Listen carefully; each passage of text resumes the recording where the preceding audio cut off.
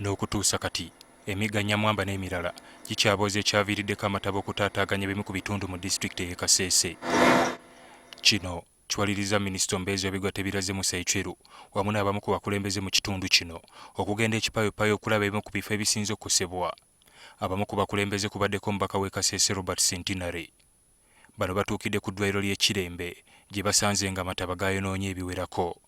Musa Ecweru alambuziddwa eddwaliro lyonna okumanya wa gavumenti w'eyinza okutandikira okuyamba abakoseddwa.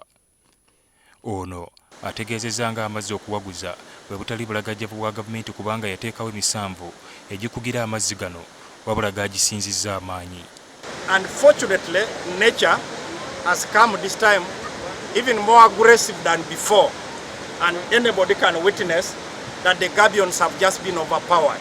If it wasn't for the gabions, that hospital would have all been a rest. Ecweru agamba baakwongera okugogola emigga gino okulaba nga ne bwe giba gibimbye tegiba gya mutawaana. Wabula azzeemu okulabula abali mu bifo ebitera okugwamu amataba gano okubyamuka nga tegannabatwala.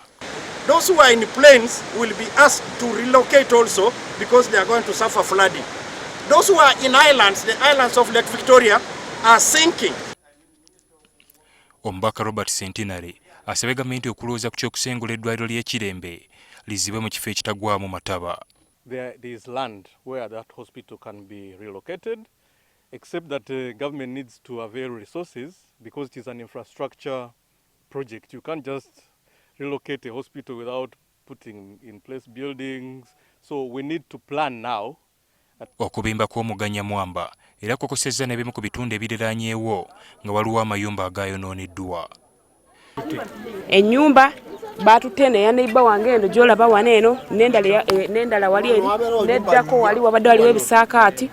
Kati wezawuze ssaawa 11:12 awo ne gakendera naffe ne tudda mu mayumba gaffe mpolampola. Zaabadde ziwera ssaawa emu n'ekitundu ez'okumakya. Amazzi agazze agaatutta amayumba gaze ssaawa 2:01. Wabula minisite Ecweru mweraliikirivu nti ekirwadde kya COVID-19 ate kyandyayongera okusaasala mu kiseera kino olw'abantu abatakyalina we beegeka luba olw'amataba okutandika okukuŋŋaanira awamu.